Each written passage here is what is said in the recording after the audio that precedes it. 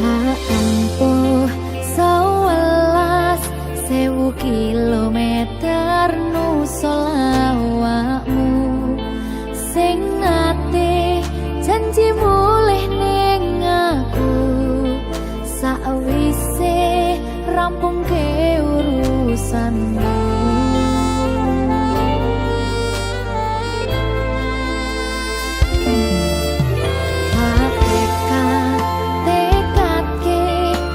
Yo ora tau ngalami adem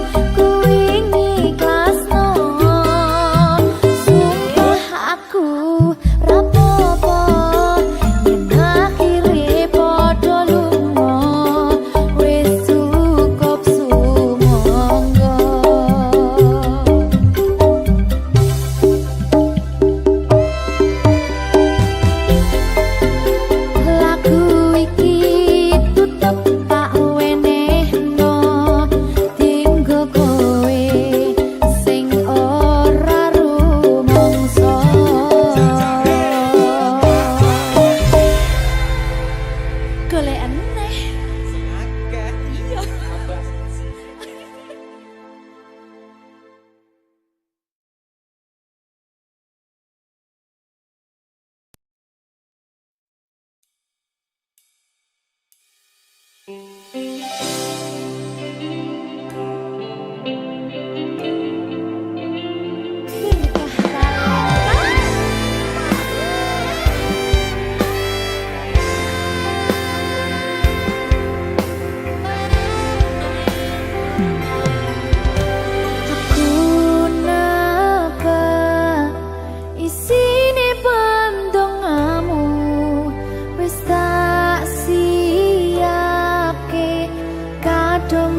Sliramu aku ngukir kata-kata romantis sing iso nyenengke kowe sing manis.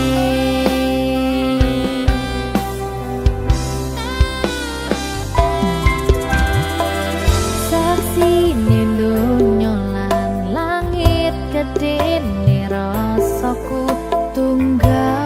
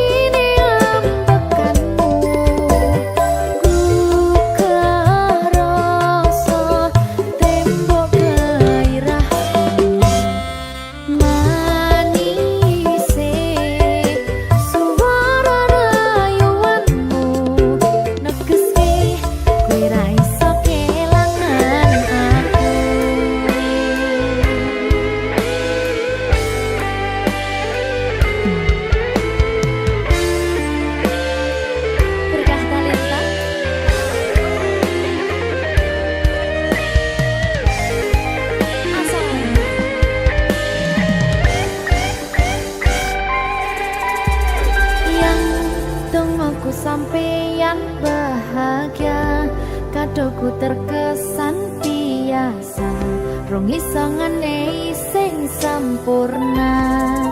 Selamat tambah usia, semoga umur panjang, ku harap bisa terkenang.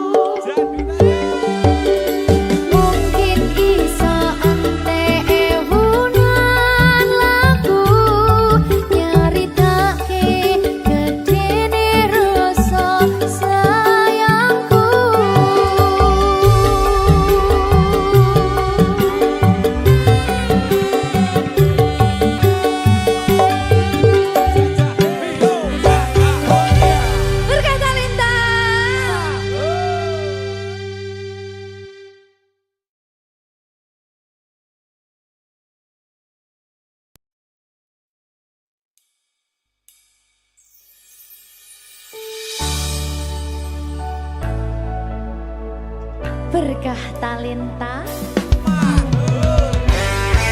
Ayo Dek Dewa. Mbak Di.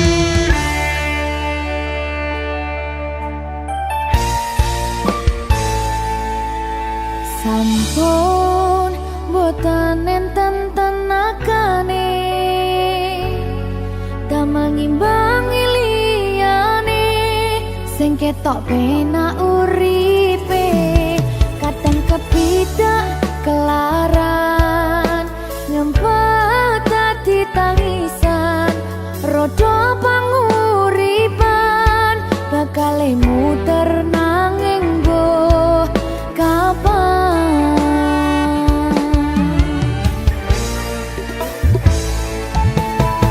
Sopo to sing pengen koyo ngene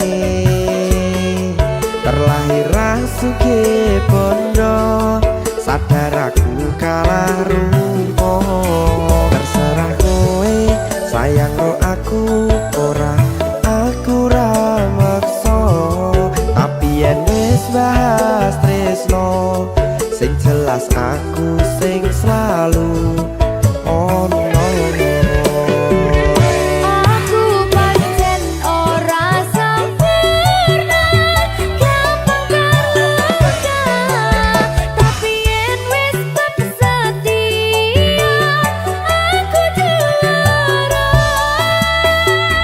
Coba sawangan sithik wae perjuanganku bayangkan jika cerita kita kini bisa membuatmu bahagia. Pancen nasibku lahir dadi wong kere uripku serba susah sadar kalemonane pengen cinta-cintaan ben padha karo liyane tapi sadar diri aku ora bisa piye-piye. Nyanding kowe butuh keragat sedangkan aku iki wong marat wis kalah rupa ra sugih bondo cintaku nekat pahitan kedene rasa. Aku pancen ora sempurna gampang terluka tapi yen wis setia aku juara. Coba sawangan sithik wae perjuanganku bayangkan jika cerita kita kini bisa membuatmu bahagia. Berkah talenta Sadewo risi.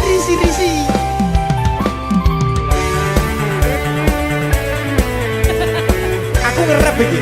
ayo berapa? Sing sabar, tak sing kowe dhisik tak sing. Ayo.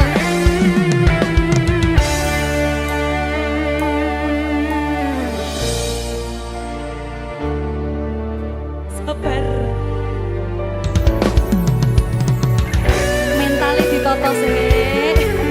Bener nih. Bener nih.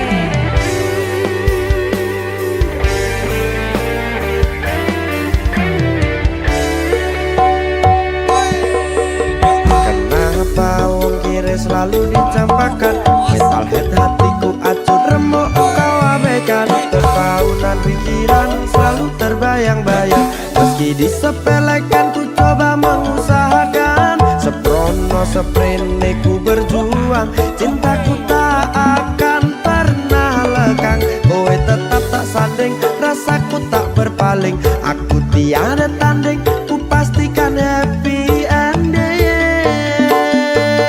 Aku pancen ora sempurna gampang terluka tapi yen wis setia aku juara. Coba sawangan sithik wae perjuanganku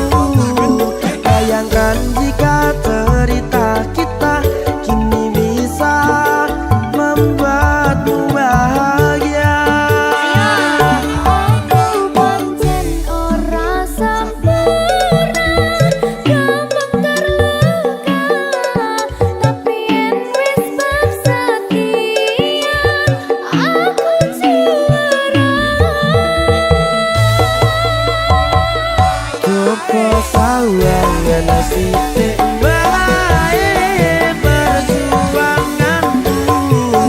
Bayangkan jika cerita kita kini bisa membuatmu bahagia.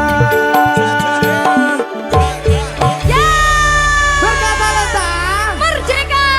mahal.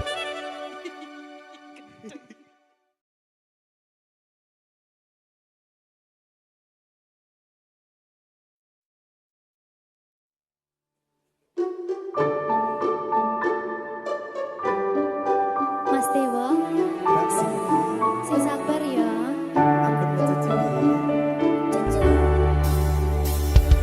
Saben dino rasane ra karuan, ngombe kopi legi ning rasane pahit tenan. Mangan mangut lele rasane kok padha tempe. Apa kaya ngene rasane wong ora duwe. Cintaku mbok yo sampun le nesu kabeh iso rasa kudu nganggo matutu. Emanen paras bagus mudak beda karo atimu. Rungokno tembangan manisku. Duh sayang ngapunten saestu yen durung saged nuruti apa karepmu, tapi aja sumelang ana dina liyane bakal tak upayake mbuh kepiye carane. Tresnoku ora bakal luntur, sayangku ora Janji. bakal goyah senajan kahanane bubrah. Aku bakal setia, ora mungkin mendua. Matur suwun sampun ana ngancani neng saben dina. Berkah talenta. Ampun mecucu nggih sayang. Aduh.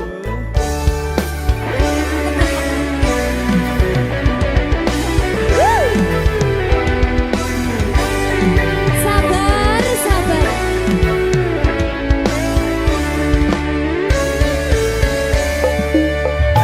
Cintaku mbok yo sampun le nesu kabeh iso rasa kudu nganggo matutu. Emanen paras bagus mundak beda karo atimu.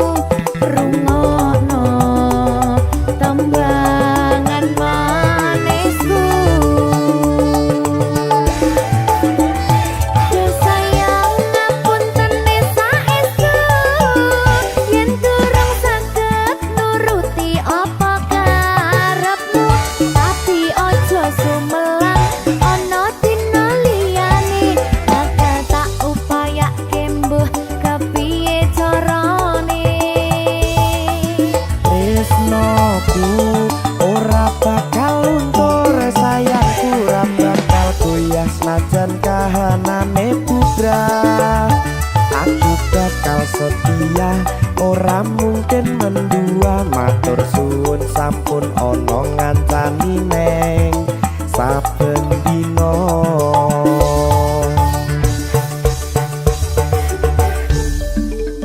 Berkah talenta.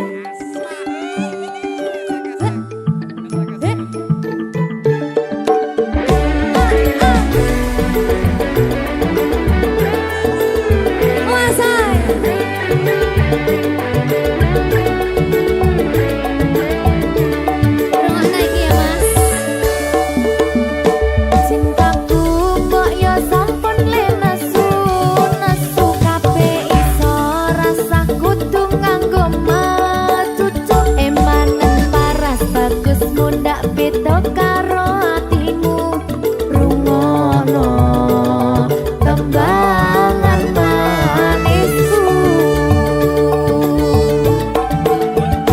Duh sayang ngapunten saestu yen durung saged nuruti apa karepmu, tapi aja sumelang ana dina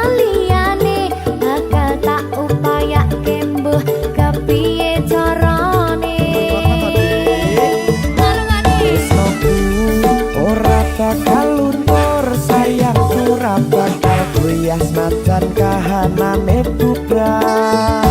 Aku bakal setia ora mungkin mendua. Matur suwun sampun ana ngancani neng saben dina. Do sayang ngapuntene saestu yen durung saged nuruti apa karepmu, tapi ojo sumelang ana dina liyane bakal tak upayake mbuh kepiye carane. Tresnoku ora bakal luntur, sayang ora bakal goyah senajan kahanane bubrah. Aku bakal setia ora mungkin mendua. Matur suwun sampun ana ngancani neng saben dina. Aku bakal setia ora mungkin mendua. Matur suwun sampun ana ngancani ning saben dina. Berkartaleta.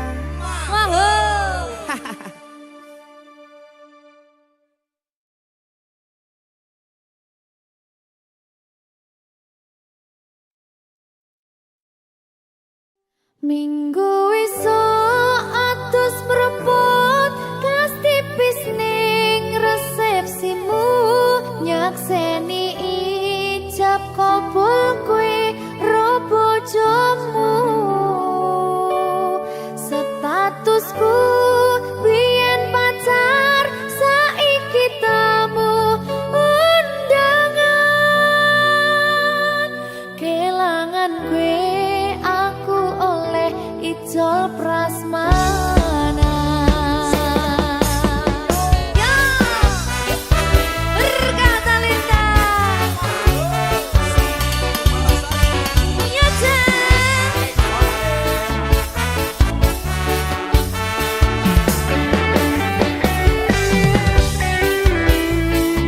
Yen pacar rasane bingung, isih ra percaya.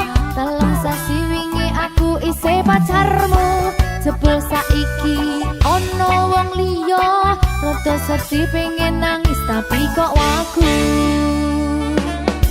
Awale indah kini berantakan, kabeh cerita mbok rampungi nganggo undangan.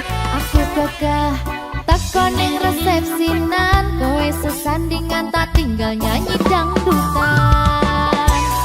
Aku ngerti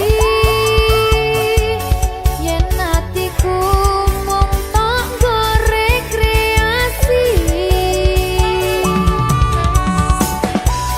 Aku sadar ku relakan walaupun sedikit ambiar.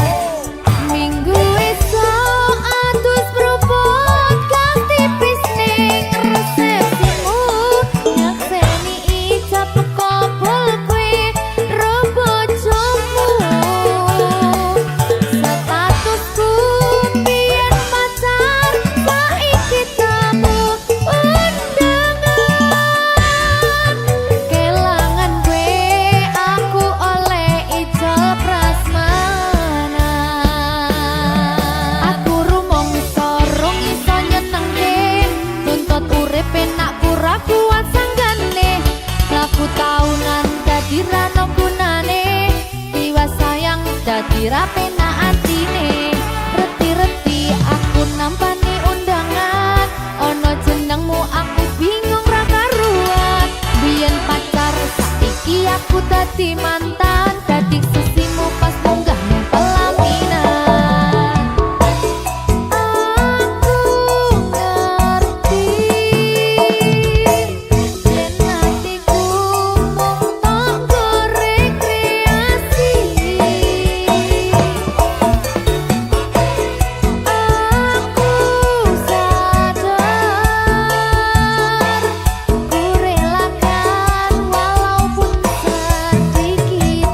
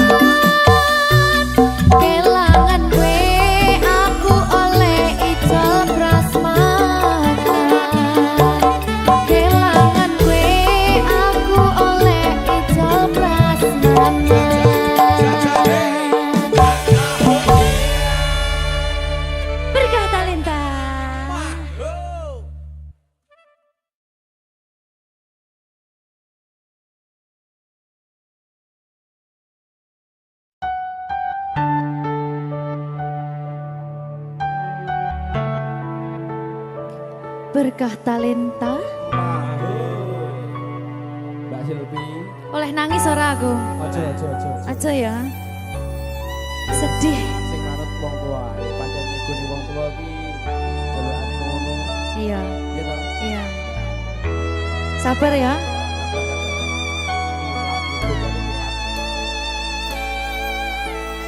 Tak ceritangi cerita sing paling larani nalika bapak lunga ninggalke keluarga nelongso nanging kudu tak terima sing gawe tambah loro wong tuwa ana kaya ra ana ngendi kasih sayangi sing kaya cah liyane bapak ibu bingung dewe-dewe yen pancen kudu pisahan aja nganti anak dadi korban berjuang ning dalan dhewean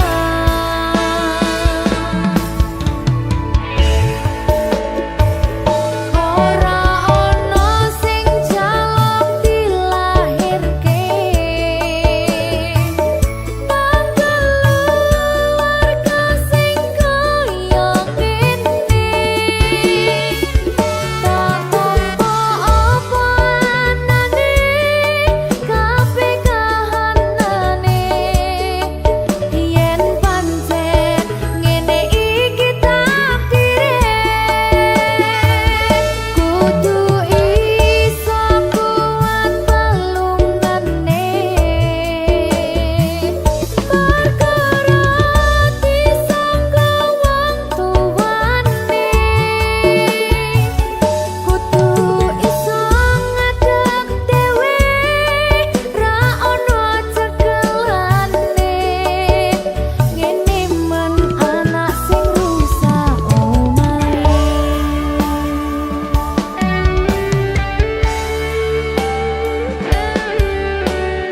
ngene man nasib dhewe kamu siapa yang gimana ya? Ayo sekalian.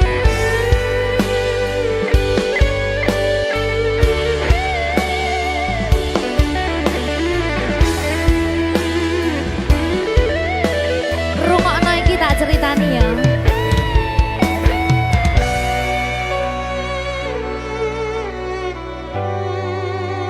Berkah talenta.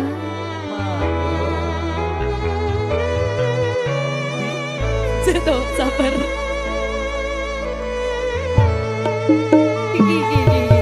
Yen pancen kudu pisahan aja nganti anak dadi korban berjuang ning dalan dhewean ora esek-esek ora ana sing jaluk dilahirke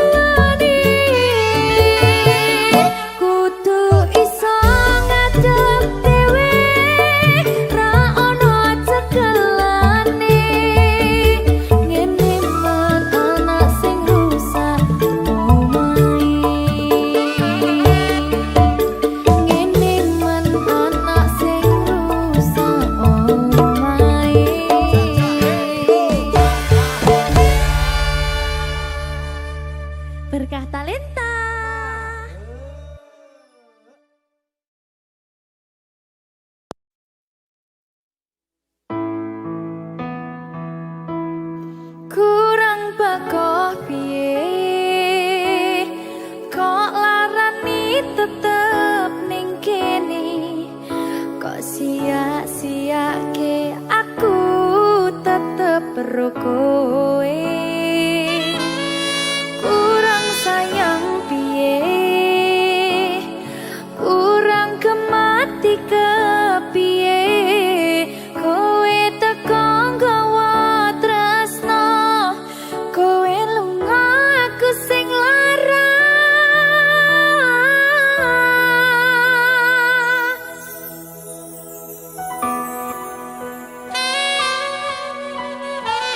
berkah talenta Silvi Kumalasa. iya Jan ketemu ning kene Jan maafin aku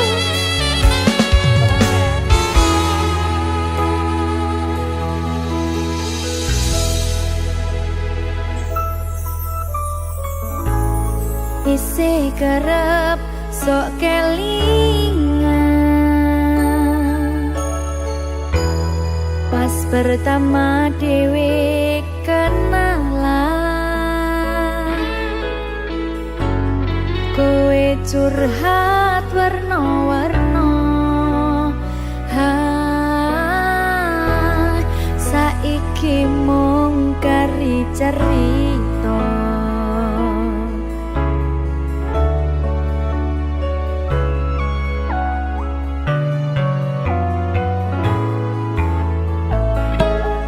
kurang bakoh piye kok larani tetep ning kene tok sia-siake aku tetep karo kowe